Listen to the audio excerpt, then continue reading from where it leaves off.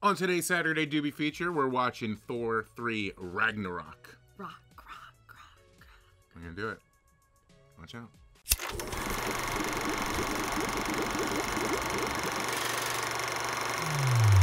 Welcome back to Saturday Doobie Feature. I'm Jessica. And I'm Justin. Today, we are talking about a Marvel classic, Thor Ragnarok, technically Thor 3, Yeah. I guess you could say.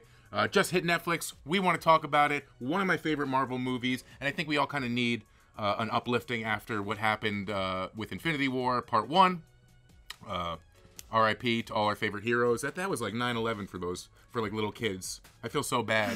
You know, like I feel like there needs to be like grief counselors at elementary schools around the country now for like what happened. I hope kids are dealing with this okay, because like I know it's okay. You know, we know that it's okay.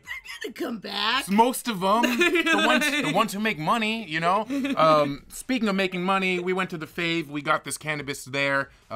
Very fine. This is some orange cookies. Hell yeah. Little crumble. I'm gonna take a dab of. What you watched Thor 3 in anticipation of Infinity War, right? Yeah, I watched it like the day before I went to go see Infinity War, and then I rewatched it again. But yeah, it's so fun. Action movies, I'm so glad that they're like, you know what, let's put jokes in. Did you have expectations? We're throwing them out the window. I think everyone was really hesitant when Taika Waititi was selected to make this movie. Yeah. The director. He did great. I mean, I haven't seen Thor 2, so I had literally no Thor 2 expectations. is a waste of your time, don't worry about it, which is unfortunate because it's directed by Alan Taylor, who was like made some amazing episodes of Game of Thrones and The Sopranos. Oh. But here, yeah, take some of this Fade Crumble. Fade Crumble. Where's that? Fade. Boom. Faded. Fade Crumble orange cookies. Thank you. Thank you. Taika Waititi did What We Do in Shadows, which is that slightly improvised vampire movie. So nobody thought maybe it would have, you know, he'd have that edge for the action or something like that. But this movie starts out. It's so good. He's fighting Surtur the demon, and that is like that locked me in from the second I saw that in the theaters. You know, what I like is just like so many action movies start with like there's gonna be a chase, there's gonna be a fight right away, and the way it does it, I care about the character before it. They do just the right amount of like, here's who this character is. Now watch him They're fight. totally self-aware of the entire thing. Yeah. Blasting in with that Led Zeppelin right off the bat. Like, I've been dreaming to see something like that for so long. And it really... So fun. And it really nails it. And then they're going through... Like, you're getting the Hulk back in this movie after the end of Avengers Age of Ultron. So you're finally getting to see that Planet Hulk-style gladiatorial combat. And plus... You got Jeff Goldblum along for the ride the entire time, who is a treasure in this movie. What a weird character Jeff Goldblum is. I love it so much. Like, I'm both too much and very chill. I'm very angry, but it's just such a weird... It's He's the so chutzpah. strange. I gotta give it. I just give it up to the producers at love Marvel. it. Give it up to Taika Waititi for having the chutzpah to just do what they did with these characters and really let everyone shine in their own way. Even like Cate Blanchett, who's really one of the stronger villains I think in the whole Marvel universe. She's so good. She's Hela. fucking fierce in this Hela movie. is so cool. Her Yeah. crown. Yeah, Her crown. which that was such a cool, you know, interesting fucking fact for slicks you. her hair. That there's a guy, like the normal guy in What We Do in Shadows. I forget his name. I think it's like Steven or something. He like plays a character. He designed that method of animating those. You know, when she's coming down on like the Pegasus and stuff like that. Such cool, like it looks like a 70s album cover for half of this movie. It's so badass. I also love how long Hulk is Hulk in the beginning. Because Hulk is just like... It shouldn't work. I was It watching, like- should be more grating and annoying than it is. He's such a... My friend and I were watching it and we're like, he's such a teenage girl. Like, he's just like the worst. I'm fighting. You're I'm in. mad. I love it so much. You're in. And listen, this movie would not work. By the way, this is some black ice from Black Ice. the Fave. If you check it out, it's almost like purple. It's V-perp. I want to check this. Oh, what? Whoa. Look at that, guys. So pretty. The who's the Rock of this movie? Who's the MVP? Chris fucking Hemsworth.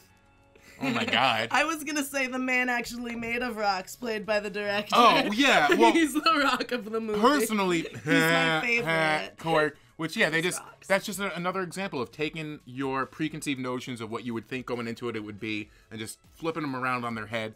Korg and Meek are definitely my favorite parts of the They're whole movie. so funny. Adorable. It's little... almost like your hammer meant more to you than just a hammer. It was like a left It's like one of them one. freaky circles. Which, if you appreciate those characters, please get the Blu-ray and watch the director's commentary, which is amazing. Taika Waititi is basically like just 2 hours of him. Like, you don't learn anything real from the movie, but he just talks about like how many dragons they killed while they were filming it, or like just random things like that. That's it's amazing. fun, though. But Chris Hemsworth, his comedic chops, his ability to like provide gravitas, but also be really funny. Yeah. And Tessa Thompson too. Tessa Thompson we didn't talk about. Who? She's so good. It took me so long to realize she is in Westworld and was the Valkyrie. She's so great. Which is crazy, but that's a real thing. Yeah, this movie's a gift. It was such an enlightening thing.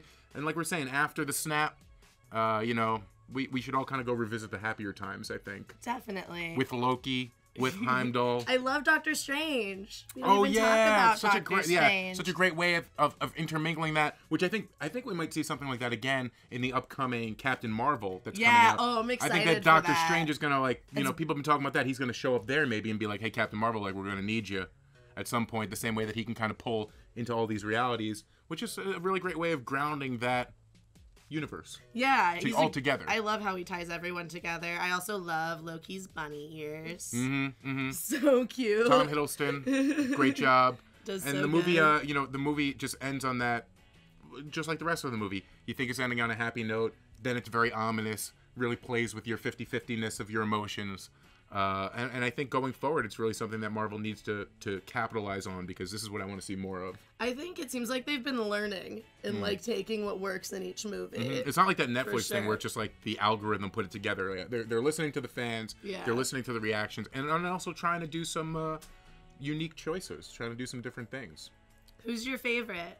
Who's my favorite? Like Avenger? Superhero in Thor 3, because that's what we're looking at. I mean, just Thor. I mean, I just want to be Thor. You just want to be Thor? If I could just, like, apply that delivery and, like, just that persona to my daily life, great. I'd feel like I'd be a more cooler, successful person. Who are you modeling yourself? Besides Jeff Goldblum, I do want to be the Grand Master, because it's my birthday, you know?